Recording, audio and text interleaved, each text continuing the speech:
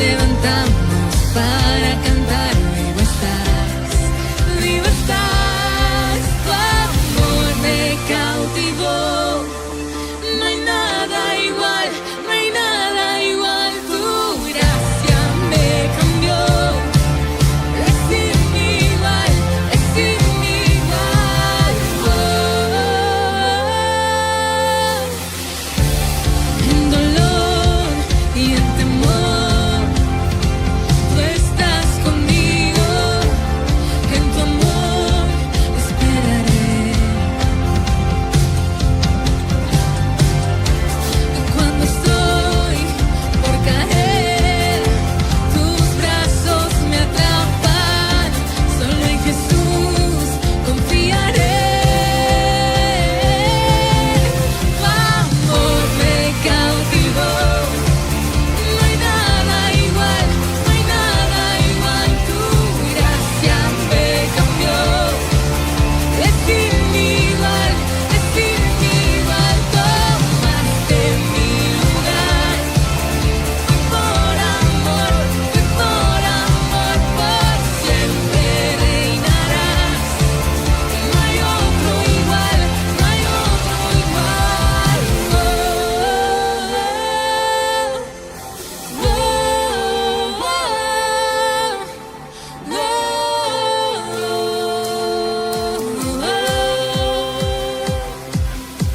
Alzaré mi voz y proclamaré: vivo estás, vivo estás. Nuestra voz levantamos para cantar. Vivo estás, alzaré mi voz y proclamaré: vivo estás, vivo estás. Nuestra voz levantamos para cantar. Vivo estás, tú vivo estás. Tu amor me cautivó. No hay nada igual, no hay nada igual. Tu gracia me cambió. Es sin igual, es sin igual. Tomaste mi lugar. Y fue por amor, por siempre reinarás. No hay otro igual, no hay otro igual.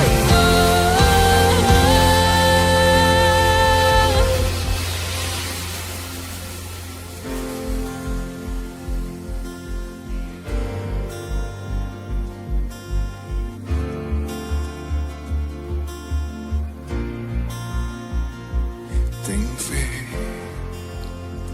y cree que el Señor tiene el control. Ten fe, pues los gigantes ya venció. Y no temeré, estás aquí. Miedo no hay en ti. Y no temeré, solo no estoy. En ti confío, Dios. Y no temeré.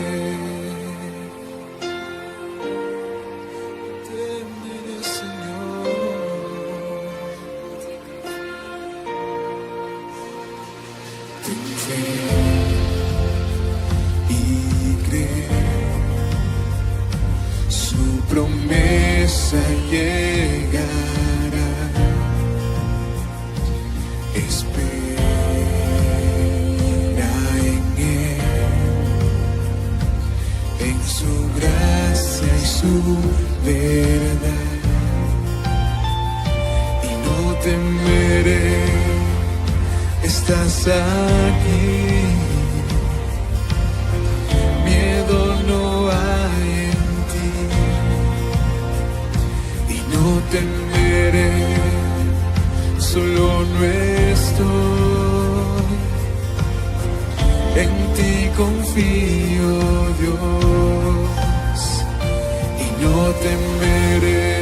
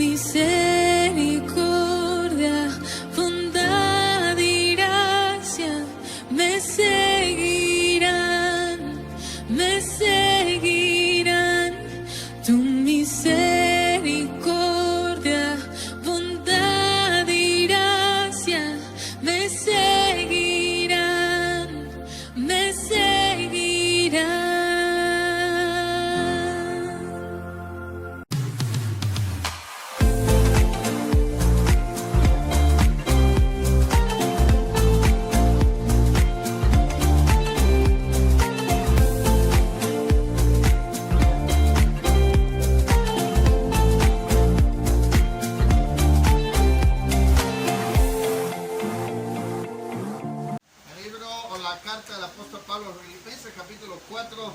Quiero que vaya al verso 1 en adelante, hermanos. Vamos a leer del 1 al verso 7. Así que, hermanos míos, amados y deseados, gozo y corona mía, estar así firmes en el Señor. Amados, ruego a Evodia y a Sintique que sean de un mismo sentir en el Señor. Asimismo te ruego también a ti, compañero fiel, que ayudes a estas que combatieron juntamente conmigo en el Evangelio, con Clemente también, y los demás colaboradores míos, cuyos nombres están en el libro de la vida. Significa que de una otra manera, hermanos, ya estaban salvos. Regocijaos en el Señor siempre, otra vez digo, regocijaos. Vuestra gentileza sea conocida de todos los hombres, el Señor está cerca. Por nada estéis afanosos, sino sean conocidas vuestras peticiones delante de Dios en toda oración y ruego, con acción de gracias. Y la paz de Dios, que sobrepasa todo entendimiento, guardará vuestros corazones y vuestros pensamientos en Cristo Jesús. Oramos. Padre, te doy gracias porque en esta mañana nos han permitido ya haber comenzado este retiro, Señor, espiritual, que desde el inicio, Padre, ha estado manifestando tu presencia a través de la alabanza, adoración, a través de la lectura bíblica, Señor, y lo que se ha estado llevando a cabo en el programa, Señor. Te agradecemos porque tú eres parte del programa, Señor. Tú eres el invitado principal, eres el que lleva la esencia de todo, Señor. Ahora, el terminar este estudio de tu palabra, de la carta a los Filipenses, Señor, nos ayudará a la comprensión genuina de cómo podemos llevar una vida que te agrada, Señor, o la vida que agrada, Señor, a ti, a tu presencia. Señor, que en esta mañana seamos edificados con tus palabras. Te presto nuestro corazón y nuestro entendimiento. Abre también el sentido del oído, Señor, para oír y retener tu palabra, pero también el sentido, Señor Dios, de la vista, Padre, para no solamente ver, observar detenidamente lo que tu palabra dice, Señor, sino también hacia donde nos quieres que llevar. Ahora en esta mañana te agradecemos la oportunidad una vez más de poderte glorificar. Bendecimos tu santo nombre, a quien damos honra, gloria y alabanza de tu nombre. En nombre de Jesús, amén y amén. Puede tomar su lugar, hermano. La semana pasada hablamos de una vida, cómo puede ser una vida que agrada al Señor. Hemos dado ya el inicio, hermano, de cómo puede ser el proceso. Comenzamos hablando, hermano, acerca de la importancia que mencionamos, hermano, de las 5 cosas que hemos hablado ya. Una de ellas, hermano, es que nosotros como cristianos tenemos que mantener nuestra comunión en el Evangelio. Así como recibimos el Evangelio, así lo debemos de llevar, le debemos de permanecer en el Evangelio. Eso lo vimos en Filipenses capítulo 1, verso 3 al 5. La segunda cosa que vimos es que tenemos que ser sinceros e irreprensibles. Filipenses 1:10. Recuerde que sincero es sin ninguna mezcla del mal, irreprensible, que no ofende a Dios ni a otra persona. 3. Llenos de frutos de justicia. En Filipenses 1:11, si usted los quiere ir subrayando, hermanos, llenos de fruto de justicia en Filipenses 1:11. Recuerde que se refiere a tener buenas obras o hacer lo bueno. A crecer en el carácter justo que Jesucristo produce en tu vida. En cuanto al carácter de Cristo, mencionamos que este fruto se verá reflejado en el carácter y en hacer lo bueno ante los ojos de Dios, y en todo lo que hagáis sea para la gloria del Señor. Así es que tenemos que ser frutos dignos de justicia. Hablamos también en el número 4 que debemos de comportarnos, que os comportéis como es digno de ¿qué? Del Evangelio.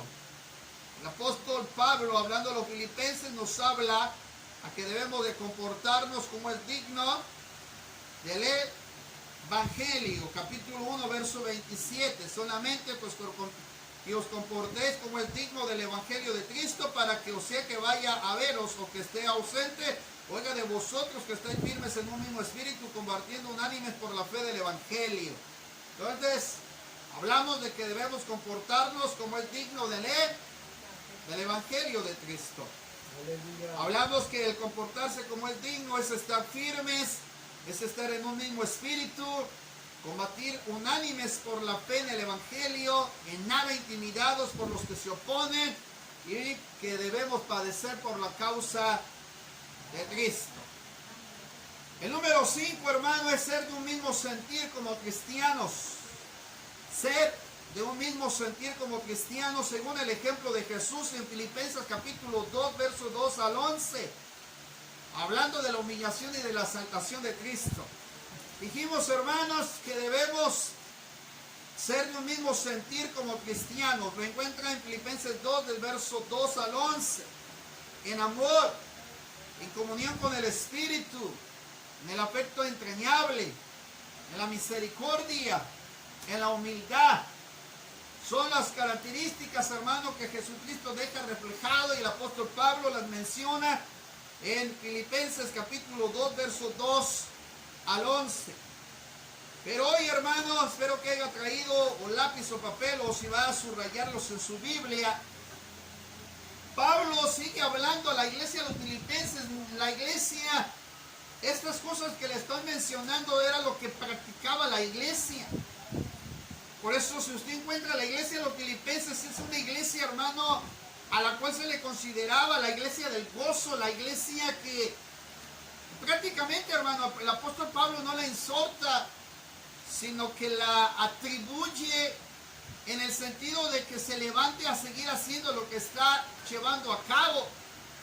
Es una iglesia que sorprende en la forma en que apreció el Evangelio. Y es una carta la cual Pablo, hermano, elogia en gran manera a los filipenses. Pero también le recuerda, hermano, y nos recuerda a nosotros en el capítulo 2, verso 12, el número 6, que vamos a aprender de cómo llevar una vida que agrada a Dios, y es la obediencia. Amén, hermano. Dijimos que la obediencia no es opcional. Recuerde lo que le voy a decir, la obediencia no es opcional. Se lo vuelvo a repetir, la obediencia no es opcional. Algunos hermanos están entre que pueden obedecer o no.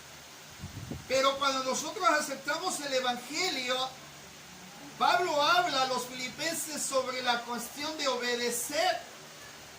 Y habla la Escritura que la obediencia no es opcional, sino que se tiene que ejercer. Por eso le dice Pablo a Timoteo, como buen soldado de Jesucristo, que usa bien la palabra de verdad. Que Pablo le dice como un buen soldado, el soldado tiene que obedecer. Y no es opcional, hermano. Lo puedo invitar a que usted vaya aquí al 7º Batallón de Infantería que se encuentra ahí cerca de la colonia Colosio. Y usted ve a los soldados que los ponen cuando cambia la guardia, que la comienza a las 4 de la mañana. Yo pensé que empezaba a las 6. No, la guardia de ellos comienza a las 4 de la mañana, cuando hacen el cambio de la guardia de los vigilantes que están a la entrada. Y si le dicen que tiene que estar de pie y recorrer la parte de enfrente, porque son 2 los que están ahí, más aparte los que están, que son 4 personas que están 2 en las casetas, 2 de cada lado, más los otros 6 que son los que se encargan de la parte de atrás, hermano. Son 6 y 4 son 10, son 12 personas que están ahí, hermano. Pero los primerititos, los 2 que están en la entrada, tienen que mantenerse de pie y en alerta. Y ellos obedecen, hermano, no bajo una opción, sino que ejercen la autoridad que se les ha dado. El rango que tienen, siempre tienen que aprender a obedecer. Y entonces Pablo recuerda a los filipenses en el capítulo 2, verso 12. Por tanto, amados míos, como siempre me habéis obedecido. Y dice la palabra, no como en mi presencia solamente, sino mucho más ahora en mi ausencia. Pablo sabía que era una iglesia que no necesitaba que la cuidaran para obedecer. ¿Cuántos sabíamos que comenzábamos el retiro a las 9 de la mañana? Pues es un sentido de obediencia, hermanos. El aspecto de la despensa es una obediencia. El cumplir con el aseo en la iglesia es una obediencia. El predicar de Jesucristo o el hablar a otras personas de Cristo es una obediencia, es un mandato. Por tanto, ir y predicar el Evangelio es un mandato. Entonces no es opcional para nosotros los creyentes, sino que es algo que se tiene que ejercer. Repita conmigo, la obediencia no es opcional. Se tiene que ejercer, hermano. El apóstol Pablo elogia a los creyentes porque sabía que aún presente o ausente, ellos ¿qué? Obedecían al mandato del apóstol Pablo. Una vida que agrada a Dios es una vida obediente, hermano. Te lo repito para pasar al que sigue. Una vida que agrada a Dios es una vida obediente. Aquella que no busca la obediencia opcional, sino aquella que la ejerce. Así es que puedes subrayar Filipenses 2:12. Pero ahí mismo, el mismo verso, habla otra cosa más. Dice la Escritura, ocupaos en vuestra salvación con temor y temblor. Una vida que agrada a Dios es aquella que está ocupada, ¿qué? En su salvación. Ocupaos en vuestra salvación con temor y temblor. Así como todos tenemos que hacer, hermano, diarios y cotidianos, pues así también tenemos una ocupación en nuestra vida diaria que tiene que agradar a Dios, y es ocuparse en vuestra salvación, hermano, con temor y temblor. La palabra que refiere Pablo sobre el sentido de ocuparse es estar dedicado en lo que requiere mucha atención y suma importancia. Se lo vuelvo a repetir. Lo que Pablo habla referente a estar ocupado en vuestra salvación, se está refiriendo a lo que dedica, a lo que se tiene que dedicar, a lo que requiere mucha atención y a lo que requiere suma importancia. Cuando Pablo habla de ocuparnos, nos está diciendo, dedícate a lo que requiere mucha atención y a lo que es de suma importancia. Algunos le han restado importancia a la palabra del Señor, algunos le han restado importancia a la oración, algunos le han restado importancia a congregarse, algunos le han restado importancia al servicio, a la mayordomía, a la evangelización. Esto es de suma importancia, hermanos. Uno de los principios que les vamos a enseñar en los siguientes retiros, hermanos, es que lo que tenemos establecido como el plan rector son las bases fundamentales de la iglesia y son lo que requieren importancia. La vida espiritual es de importancia. Imagínense un hermano que deja de congregarse 8 días en la iglesia. Aquel que se ocupa en su trabajo, aquel que se dedica a su labor diaria y cotidiana y que ya no le da tiempo para orar por la noche, que no le da tiempo para leer la Biblia. Imagínense si su vida de esa persona va a crecer. Imagínense si esa vida de esa persona va a permanecer. Pablo le dice a los filipenses, si han obedecido en mi presencia y en mi ausencia, ocúpense, no dejen de hacer lo que requiere suma importancia. Sobre todo, tienen que ocuparse en su salvación. Usted recibió la salvación por la gracia y el favor divino. Dios le otorgó a usted un regalo inmerecido que fue la salvación. Pues ahora la tenemos que cuidar, hermano, porque usted sabe que la salvación se pierde.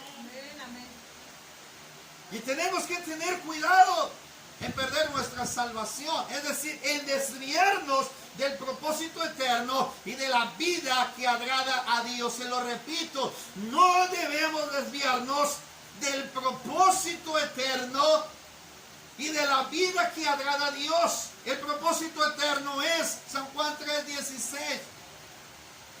¿Para qué, hermano? Para que tengan vida eterna. El propósito de Dios es que alcancemos la vida eterna. El propósito de Dios es nuestra salvación en nuestra vida y es eterna. Tenemos que alcanzar la salvación. Ese es el propósito de Dios. Pero ¿cuál es la vida que agrada a Dios? Pues que nos ocupemos en las cosas que competen para alcanzar la vida eterna. Ocuparnos en nuestra salvación. El beneficio que usted tiene. Y algo que le decía y hablamos en el cuerpo ejecutivo, hermano, es que nosotros somos beneficiados en las vigilias virtuales. Si usted no se conecta, si usted no está en la vigilia virtual, no nos afecta a nosotros, porque nosotros somos beneficiados en hacer un retiro espiritual de venir a las 9 de la mañana y terminar a las 2 de la tarde. El beneficiado somos nosotros, los que nos comprometemos, los que buscamos, los que anhelamos, los que deseamos, los que sentimos la presencia de Dios, nos beneficiamos. Por eso el apóstol Pablo dijo, es menester que nosotros no sirvamos a la mesa, sino que nos ocupemos en la predicación de la palabra, en las oraciones, en evangelizar, en predicar la palabra. Eso era lo que requería, de suma importancia, amado hermano. Yo sé que hay muchas cosas que hacer en casa, pero usted sabe que un día tarde o temprano lo material se va a quedar. El Señor dijo en su palabra, 6 días trabajarás, mas el 7º día me honrarás. Así que hay un día especial para poder nosotros entregarle a nuestro Señor todas nuestras necesidades, todas nuestras ansiedades, todas nuestras circunstancias. El día del Señor debe ser agradable para nosotros, porque vamos a estar en la presencia de Dios. Ocupémonos en nuestra salvación. Pablo habla 2 cosas que refieren a la salvación: el temor. Pablo le dice, mi hermano, que la salvación la debemos nosotros de cuidar con temor y temblor. ¿Por qué habla del temor? Es una palabra griega, hermano, llamada o traducida en phobos, que no solamente se refiere al temor reverente, sino que incluye el temor al poder de Dios, el temor hacia su santidad, el temor a la justa retribución y miedo al pecar y enfrentar las consecuencias. El temor reverente al Señor debe ser al poder de Dios. Hoy muchos ya perdieron el temor al poder de Dios. Cuando antes se manifestaba el Espíritu Santo, había un temor reverente a las lenguas, a la presencia del Espíritu Santo. Pero hoy se ha perdido esa reverencia, mi hermano, al poder y a las lenguas y a la manifestación del Espíritu. Una cosa es que Dios se manifieste y otra cosa es su manifestación externa de usted.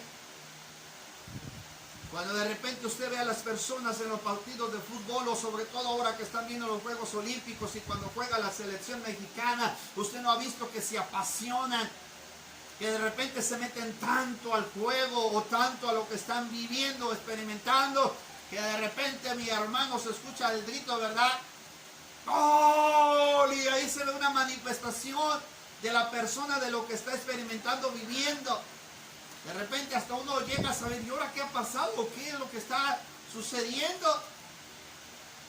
Porque está manifestando una expresión externa de lo que está viviendo. Imagínense a la persona cuando está dentro del poder de Dios, cuando el Espíritu Santo lo está tocando, lo está ministrando. Hay una manifestación interna que debe de ser, mi hermano, lo que el Espíritu Santo produce en nosotros cuando Él está bendiciendo nuestras vidas. Por eso cuando llega Moisés ante la zarza ardiendo, el Señor le manifiesta su santidad, le manifiesta su poder y le dice a Moisés, quita el calzado de tus pies porque el lugar que estás pisando santo es. Si hay algo que debió haber entendido Moisés y que debe de seguir entendiendo la iglesia, que Dios es santo y que su poder, mi hermano, es inigualable y que va a haber una retribución tanto para el que peca como a las consecuencias de pecar en contra de su santidad. Por eso David, cuando venía con el arca del pacto, se lo dije y se lo mencioné el día miércoles, no venía remolineando como aquel que canta ese canto, no venía haciendo un desorden, no venía haciendo algabería, mi hermano, ante la presencia de los siervos que él traía.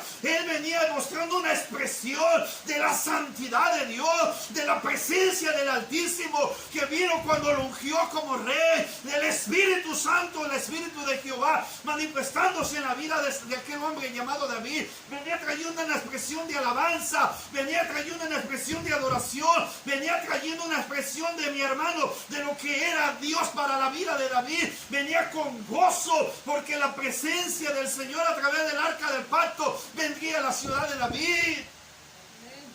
Mical lo menosprecia por lo que ella vio, pero ella lo vio literalmente, mi hermano, mas no vio lo que estaba experimentando David. Por eso debemos tener cuidado de las manifestaciones del Espíritu en la iglesia y no atribuirle al hombre lo que es de Dios, amado. Cuidado cuando lo perdamos nosotros el temor a Dios y sobre todo cuando perdamos el temor a la santidad y al poder glorioso del Espíritu Santo. Hay hermanos que le atribuyen al poder de Dios, pero primero se tomaron el medicamento. Y de repente dicen, doy gracias a Dios porque Dios me sanó, pero me tomé mis medicamentos, hice esto, llevé mi proceso, pero doy gracias a Dios. Hermano, no le atribuye algo a la ciencia médica primero. Recuerde que cuando es el poder de Dios es muy diferente a lo que la ciencia médica determina. Cuando se manifiesta el poder de Dios es cuando Dios hace la obra gloriosa en lo que usted ha hecho. Cuando se hincó, oró, imploró misericordia a su necesidad, a su enfermedad y no podía hacer nada. Entonces, hermano, Dios se manifiesta y glorifica su nombre trayéndole sanidad. Recuerdo aquel testimonio de aquella familia que una noche pasamos a verles, hermano. Y aquella persona me decía, sabe, hermano, hace unos días atrás mi hija estaba bien grave de enfermedad, tenía una temperatura alta, ya estaba en el problema que le dolía la cabeza, no sabíamos de qué manera hacer, eran casi alrededor entre las 12 y 1 de la mañana y mi hija seguía enferma y entonces le dije a mi esposa, vamos a orar, vamos a clamar, vamos a pedir para que nuestra hija sea sana y nos doblamos nuestras rodillas. La muchacha estaba ahí, era una adolescente en cama y ella ya no podía soportar el dolor, tanto de la fiebre, el dolor, y ellos ya no sabían qué hacer y entonces el esposo le dice, agarra el aceite orado, tráelo, vamos a ungirla y vamos a pedirle a Dios que se glorifique, que sea Dios el que tome el control porque nosotros no podemos hacer nada. Entonces se doblaron sus rodillas, empezaron a clamar, a pedir a Dios por su poder que la sanara y dice que terminaron orando, hermano, a los 3 les ganó el sueño del cansancio que tenían y el proceso que estaban viviendo. Pero para eso, antes de las 3 de la mañana, dice que sintió que la muchacha le movió la cabeza a su padre. Cuando él levantó la cabeza, hermano, de la inercia del movimiento, lo primero que fue buscar a su hija, a ver cómo estaba. Y dice que a la muchacha la encontró ahí sentada en la cama y le dice, papá, tengo hambre, tengo mucha hambre, ¿me quieres dar de cenar? Y de repente mueve a la esposa, le dice, mira, tu hija está sana. Y empezaron a dar la gloria al Señor por el milagro sobrenatural que había hecho en la misma presencia del Señor, porque ellos creyeron en el poder de Dios. No le atribuyamos al hombre, mi hermano, y a la ciencia lo que muchas veces el hombre no puede hacer, ni la ciencia médica puede hacer. Tenemos que tener temor reverente al poder de Dios, a su santidad, hermano, porque sin santidad nadie verá al Señor. La palabra del Señor nos enseña, mi hermano, otro pasaje más en el Filipenses 2:14, número 8. El apóstol Pablo le dice a los filipenses, haced todo sin murmuraciones y contiendas. Filipenses capítulo 2, verso 14 les recuerda que una vida que agrada a Dios es una vida que no murmura y no genera contiendas. Verso 14, 2:14 dice, haced todo sin murmuraciones y contiendas. Hay un imperativo en la palabra hacer, que es práctica, es ejercerlo, es hacerlo. Hacer todo sin murmuraciones y contiendas. Cuando el Señor está en la vida del creyente, hermanos, podemos llevar una vida que agrada a Dios, y cuando el Espíritu Santo está en nosotros, ejerce un dominio de poder hacer las cosas para Él. Y Pablo le dice a los filipenses, hagan las cosas sin murmurar y sin contender. Porque cuando nosotros murmuramos y contendemos, algo que hacemos es que apagamos al Espíritu Santo. Recuerde que al Señor no le gusta contender contra el que murmura y el que contiende. Si aún cuando se reveló Coré delante de la presencia de Moisés y Aarón, dice que Moisés pacientemente le dijo, bueno, tomen los incensarios. Pero la murmuración que Coré hizo fue, ¿acaso Dios nada más habla por Moisés? ¿Acaso Dios nada más habla por Aarón? ¿Y acaso no puede hablar por nosotros? Y murmuraron. Empezaron a contender en que nada más se manifestaba el Señor en la vida de Moisés, pero no se manifestaba en Coré los demás. Agarraron incensarios. Dijo Moisés, bueno, tomen sus incensarios. Tomen incienso del altar y vamos, pónganse mañana en la presencia de Jehová. Y si Dios manifiesta con su gloria, entonces Dios los ha aceptado a ustedes también. Pero si Dios no lo hace, entonces no los ha aceptado. Dios no permitió que entrara mi hermano Coré y sus séquitos a lo que era el tabernáculo porque no estaba permitido. Dios había elegido a Moisés, había elegido a los sacerdotes, a los levitas, para ministrar en el altar, en el tabernáculo, pero Coré y los demás no estaban permitidos. Dice la Escritura que se encendió la ira del Señor en contra de Coré y los suyos. La palabra del Señor dice que iba a destruir, hermano, no solamente a ellos, sino a todos los demás. Y Moisés viene e intercede y dice, Señor, no, los demás no son culpables, sino solamente aquel con el que empezó la rebeldía, con aquel que comenzó la murmuración y la contienda. Recuerde, la murmuración y la contienda siempre tiene un inicio, siempre comienza con uno y puede traer consecuencias a los demás. En Filipenses dice, haz las cosas sin contender y no lo hagas con murmuración. La murmuración, mi hermano, opaca la vida espiritual de cada uno de nosotros. Le voy a decir esto con todo respeto. Si a usted le toca dirigir y le vuelven a invitar a dirigir y vuelve una vez más a dirigir, hágalo con gozo porque el beneficiado es usted. Así es, aleluya. Entre más le digan, más vale bendecido. ¿Me entiende? Usted es el beneficiado porque Dios lo está puliendo a usted. Le voy a decir esta ilustración en un taller mecánico. Había un varón que siempre usaba una sola pieza, una sola herramienta. Viene su ayudante y le dice, oye, maestro, yo siempre veo que usted nada más usa esta pieza. ¿Qué le gusta más? ¿Es más batible? ¿Por qué? Y le dijo, es que esa herramienta ya está moldeada, ya está hecha al uso y no necesito andar buscando de los demás porque esta siempre me ha servido para las emergencias. Lleva años conmigo, así como la ves golpeada y todo, pero siempre ha sido la que me ha sacado de apuros. La puedo golpear, la puedo usar con más fuerza. Es más, muchas veces he tratado de comprar otra nueva. Las nuevas me han fallado y se han quebrado, pero esta, desde que la compré y la usé, ha aguantado todas las circunstancias por las cuales la he usado. Y si tú me dieras de regalo una nueva, preferiría a la que yo he usado durante mucho tiempo y no a la nueva, porque sé que se puede quebrar fácilmente. Dios usa a las personas que se dejan moldear con el proceso. Dios usa a las personas que se dejan trabajar, hermano, en el proceso. Los pule y los va poniendo en posiciones que son edificantes. Pero aquellos que contienden y murmuran, jamás, hermano, Dios les permitirá crecer, sino que los dejará en la contienda y la murmuración. A veces, hermano, se nos ha olvidado que murmurar, de acuerdo al concepto bíblico, gracias, hermano, de acuerdo al concepto bíblico, ¿qué significa murmurar? Es hablar entre dientes. ¿Sabe qué hacen los gansos? Chisquear, eso es murmurar. Hay hermanos que murmuran entre dientes manifestando una desaprobación o queja o enfado. Eso es murmurar. Es hablar entre dientes manifestando desaprobación, queja o enfado. Por eso Pablo dice, hagan las cosas sin murmurar. No te quejes, no manifiestes desaprobación, hazlo.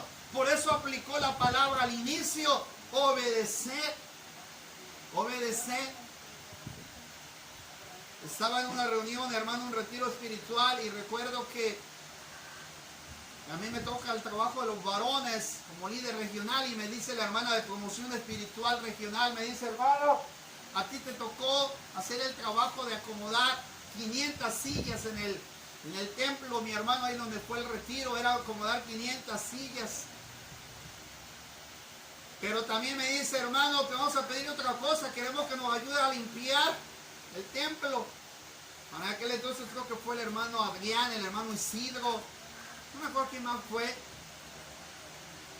Y luego ya que habíamos terminado de hacer la labor, me dice la hermana, pero también hay otra causa. Allá en donde está el instituto dejaron un cerro de grava y arena y se necesita quitar. Y ahí vamos, hermano, a quitar la grava y la arena. Y de repente me vio un estudiante bíblico, un viejito ahí, como unos 60 años por ahí, sí. Y de repente le dijo a Brandon, oye, tu papá no está para hacer eso. Papá es líder, papá es pastor y él tiene que estar agarrando, nada más dirigiendo a la orquesta. Él no tiene por qué estar agarrando la cubeta, echársela al hombro y dejarla allá. Eso no le corresponde, se supone que él es el pastor. Él es el que tiene que liderarlos y él no tiene que hacer eso. Y estaba murmurando entre dientes. ¿Qué sucede cuando nosotros juzgamos algo que no está dentro de lo que no conocemos? Yo tenía a alguien por encima de mí a quien yo tenía que obedecer. Y la hermana me había dado una orden. Yo estaba subordinado y tenía que ejercer la obediencia y tenía que ejercer el temor reverente al Señor y tenía que dar, ¿qué, hermano? Honra a quien honra merece. Y yo no tuve que contender con la hermana ni con el hermano. Pero a veces no entendemos, hermano, la palabra contender, que significa competir, luchar contra otro, enemistar, considerar un razonamiento que se traduce principalmente como un pensamiento iracundo o contienda, hacer polémica. Pablo dice, haz las cosas sin contender, sin murmurar. Si le dicen, hermana, le toca hoy hacer el talento, pero ya me dijeron a mí, ya otra vez lo tengo que volver a hacer yo. Pero ¿por qué nada más yo? Pues dile gloria a Dios porque usted es la que Dios está puliendo para su servicio. Ese día me mandaron a quitar la grava y me venía bien contento. Y me dice la hermana, hermano, falta otra cosa más. No vino la hermana que tiene que hacer el aseo, así que por favor ayúdenos a hacer los sanitarios de los varones. Ah, porque usted es de varones. Y dije 500 sillas acomodadas entre 6 personas. Nos tocó trapear todas las gradas del templo en la parte de arriba, hermano. Aparte nos fue a tocar ir a quitar la grava. Y luego ya nos veníamos contentos y que nos mandan a trapear los baños. Y ahí nos vemos a trapear en los baños. Y todavía al final nos tocó poner la coca. Para los que hicieron el aseo. En el segundo día del retiro espiritual, el primero me tocó estar organizando los varones para que recogieran sillas y que se mantuvieran limpios los sanitarios varones. En el segundo día dijo el predicador que venía de la zona de Chiapas, dijo algo. A algunos ya se les olvidó lo que es servir a Dios en lo poco y quieren que Dios los ponga en lo mucho. Si a ti te tocó hacer lo poco, hazlo, porque un día el Señor te pondrá en lo mucho.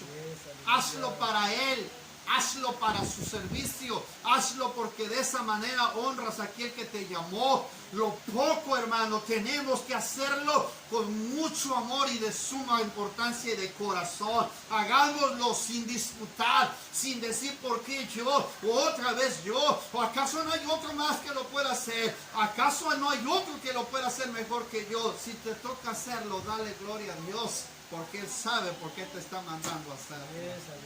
Amén. 9. El apóstol Pablo le dice a los filipenses otra cosa más.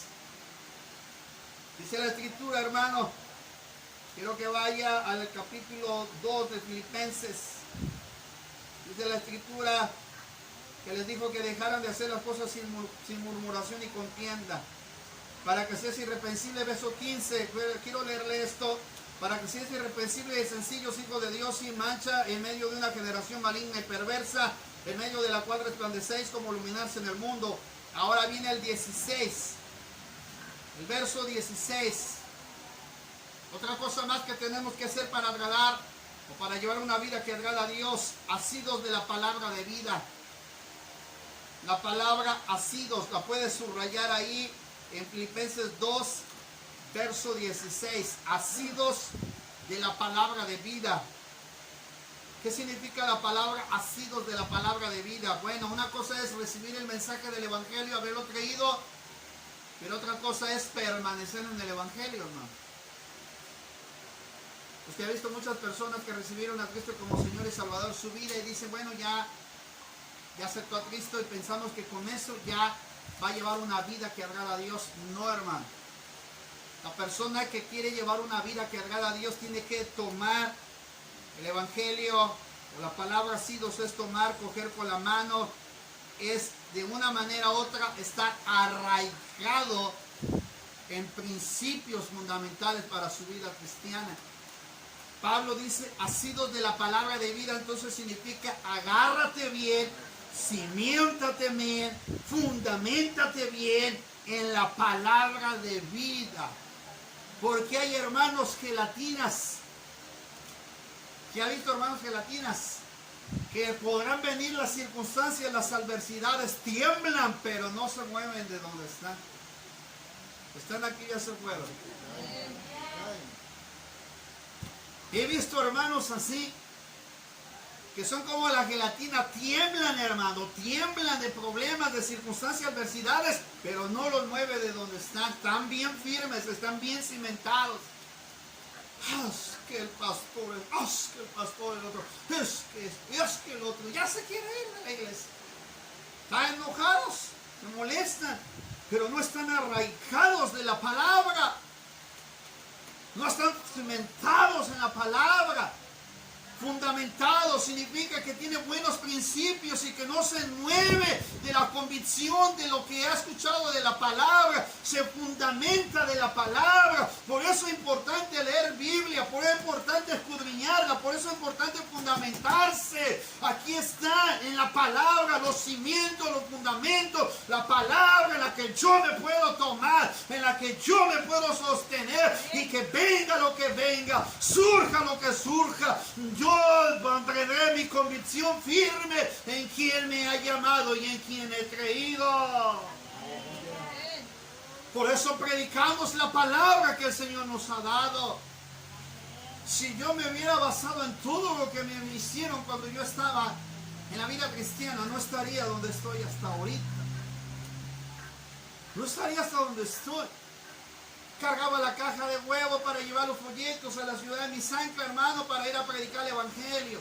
Le cargaba el acordeón al hermano porque tocaba allá donde estaba. Le ayudaba a recoger, mi hermano, los platos cuando daban la cena y me tocaba ir a lavarlos. Me tocaba hacer la casa donde nos hospedábamos, me tocaba cargar agua y un pozo para llevarla hasta donde nosotros íbamos a hacer los cultos.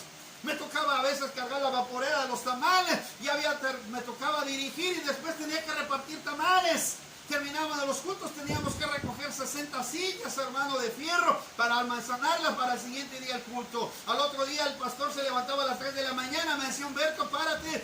Y yo ya quería seguir durmiendo y me decía, no, hijo, porque esto no se gana no se va a ganar durmiendo, se va a ganar de rodillas. Y me instaba, me levantaba, se cubría con una sábana y ahí lo veía orando al hermano. Mientras él oraba yo dormía, pero parecía que el hermano sabía que estaba durmiendo. De repente me decía, no te duermas, yo sé que no estás orando.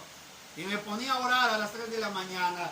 El hermano oraba desde las 3 de la mañana a las 7 de la mañana. Y yo veía a ese hermano, el hermano Rangel, gordito, frondoso, pero había días en que comíamos bien espléndido, hermano, en la mesa, pero me tocó un día en que al final comíamos puras pasaditas en aceite, hermano, sin nada encima.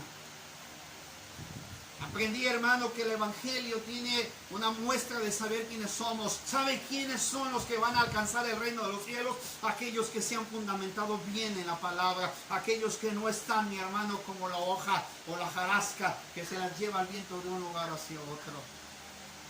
Aquellos que permanecen firmes como el ancla en el Evangelio, hermano, son los que alcanzarán el reino de los cielos. Muchos se han confundido con aquella porción. El reino de los cielos sufre violencia y solamente los violentos lo arrebatan. Solamente los que tienen el carácter de negarse al mundo, de negarse al pecado, aquellos que le dicen al yo que ya no puede reinar en su vida, aquellos que se agarraron firmemente de la palabra son los que van a arrebatar el reino de los cielos. Gloria a Dios, amén. Amén. Amén. Agárrese bien de la palabra, fundamentese bien de la palabra. Amén, hermano. Y le voy a dar otra porción bíblica más. ¿Se acuerda cuando Pedro le dijo, Señor, dura está esta palabra? No, Señor, ¿quién te va a seguir? ¿Qué le dijo a Pedro? ¿Vosotros también queréis ir? Pedro se queda cuestionado cuando el Señor dijo, ¿vosotros también queréis ir? Bueno, anda, vamos. Ya el Señor, la multitud se está yendo. ¿Vosotros también te quieres ir, Pedro? Y Pedro, ¿qué dijo?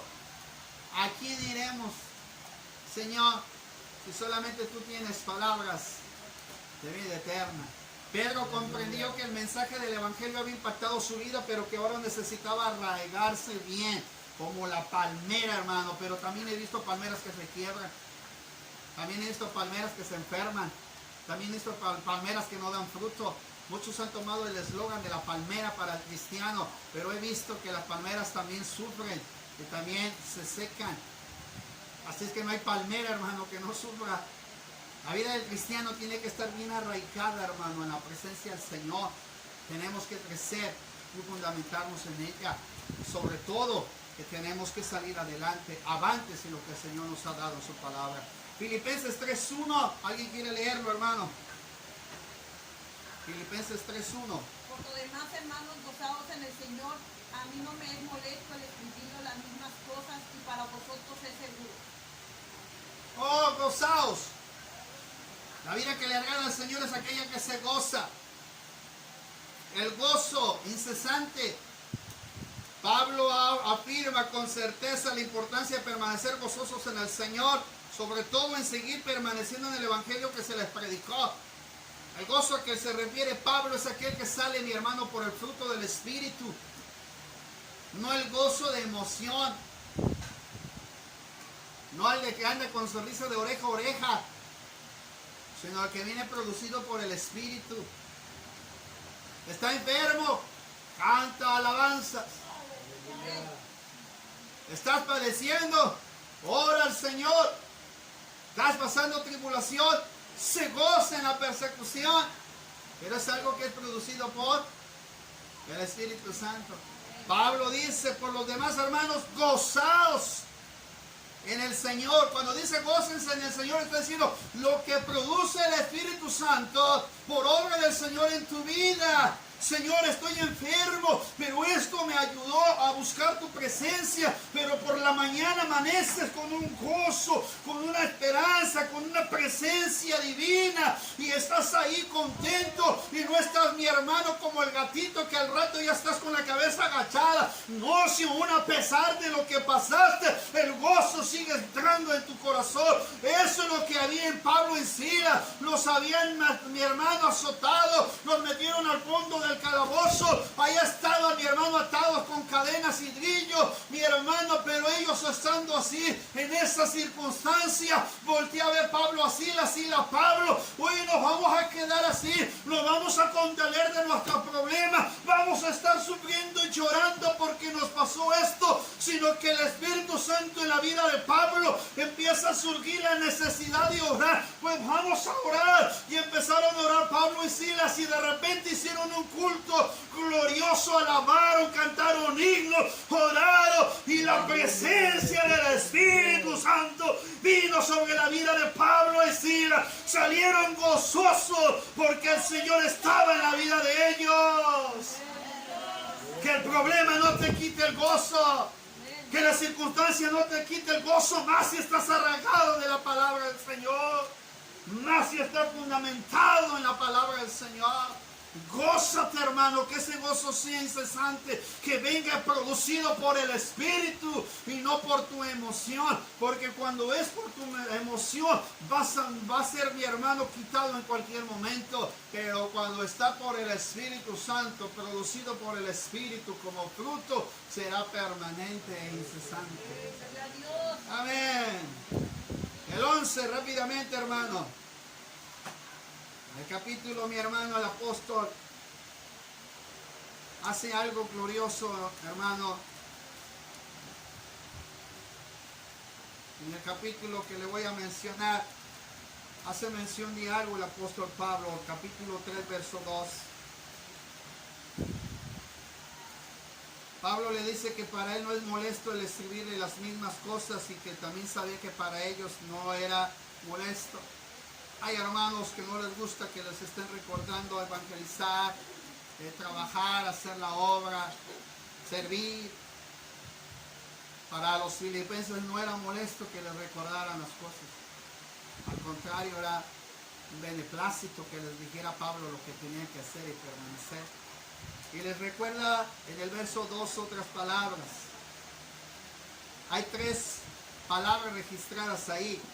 Guardaos de los perros, guardaos de los malos obreros, guardaos de los mutiladores del cuerpo. ¿Quiénes eran estas personas? Pablo le dice, guárdate o guárdense de los perros, de los malos obreros y de los mutiladores del cuerpo. ¿Quiénes eran estos? Los perros, mi hermano.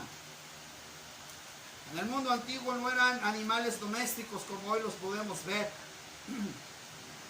sino que eran vistos como animales carroñeros, o sea que se alimentaban de los desechos o de la carne en pudrición y por tanto eran unos animales muy sucios. El judaísmo en general, hermano, usaba este término para referirse a lo sucio, lo menospreciado, lo vil.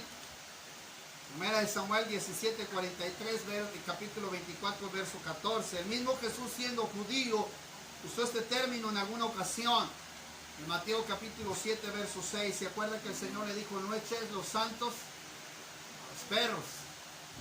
Ahora Pablo tomó también este mismo ejemplo y este término lo usó para describir el carácter pecaminoso, sucio y descontrolado de aquellos hombres que querían desviarlos de la verdad.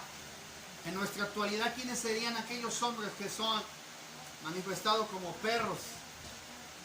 Aquellos que no usan la palabra de verdad, aquellos que no viven la palabra de verdad, aquellos que te quieren desviar del camino y que te quieren sacar de principios que están establecidos, aquellos que no les interesa la santidad, aquellos que dicen que no, Dios no mira, mi hermano, la apariencia, sino que mira el corazón, aquellos que dicen, mi hermano, que no se necesita vivir una vida santa.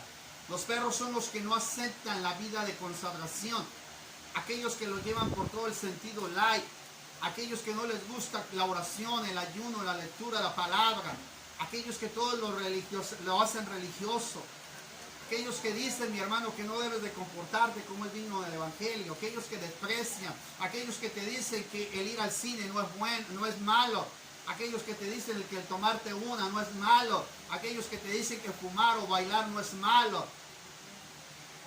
Esos son los perros, los que echan, mi hermano, o los que desprecian lo santo, los que profanan la verdad, aquellos que desvían o se desvían de la verdad, lo ocasionan para llevarte a la mentira. Los malos obreros eran los judaizantes que se sentían, hermano, como obreros de justicia, pero Pablo aclara que ellos en verdad son personas que hacen el mal o la obra de Dios en vano. En otros pasajes se le describe como obreros de Satanás. Segunda de Corintios 11 puede ver esa porción. Segunda de Corintios 11. Segunda de Corintios 11. Dice la escritura en el verso 13, 14. Segunda de Corintios 11, verso 13 y 14. Porque estos son falsos apóstoles, obreros fraudulentos que se disfrazan como apóstoles de Cristo. Y no es maravilla, porque el mismo Satanás se disfraza como ángel de luz. Así que no es extraño, sino si también sus ministros se disfrazan como ministros de justicia, cuyo fin será conforme a sus obras. ¿Quiénes vendrían siendo los malos obreros? Aquellos que sacan beneficio propio del creyente, aquellos que se enriquecen a cuestas de la iglesia, aquellos hermanos que no cuidan las ovejas, aquellos que no les gusta, mi hermano, corregir a la iglesia, aquellos hermanos que no se preocupan por el bienestar de la iglesia y mucho menos por la vida espiritual. Los obreros de Satanás son aquellos hermanos que les gusta vivir en la carne, pero no les gusta vivir en el espíritu. tenga cuidado de ellos. Y le puedo decir algunas cosas más. En apariencia estos falsos maestros se muestran como personas que traen más claridad sobre el evangelio, pero en verdad traen otro evangelio que no es el que el Señor les ha predicado. Aquellos que hoy sacaron formalismos y normalidades, aquellos que de repente, hermano, predican un nuevo evangelio que no está descrito en la palabra, tenga cuidado de esos malos obreros. Hoy en día hay muchos que ya hablan hasta Shalom, hablan, hermano, de Yeshua, hermano, pero ellos no conocen, ni siquiera han establecido en la ley. Y cuidado con todos este tipo de personas que andan ahora llegando a muchos hogares cristianos con la finalidad de sacarlos de sus congregaciones a donde están edificados.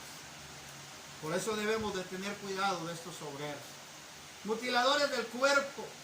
¿Quiénes eran los mutiladores del cuerpo?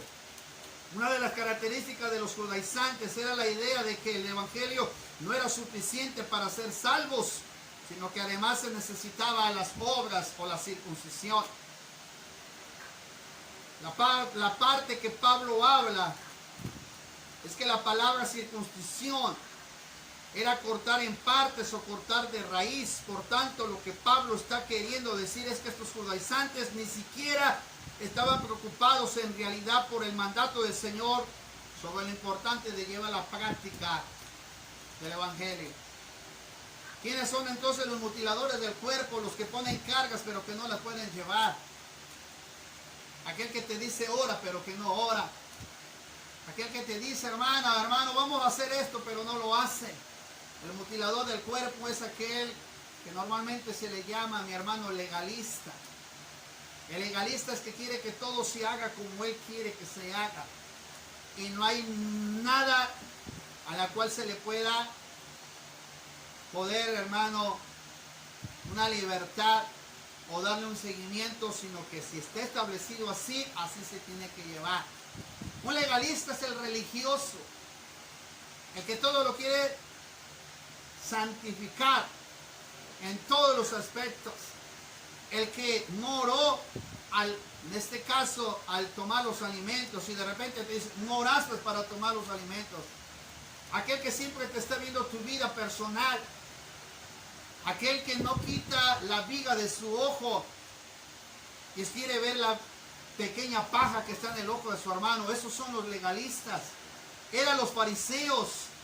Aquellos quieren que la ofrenda se recoja la manera en que quiere que se recoja, o se dirija como quiere que se dirija, o que se ore como se tiene que orar, o se ayune como se tiene que ayunar. Aquel que todo lo mete en un sentido religioso y no lo deja en un sentido de devoción.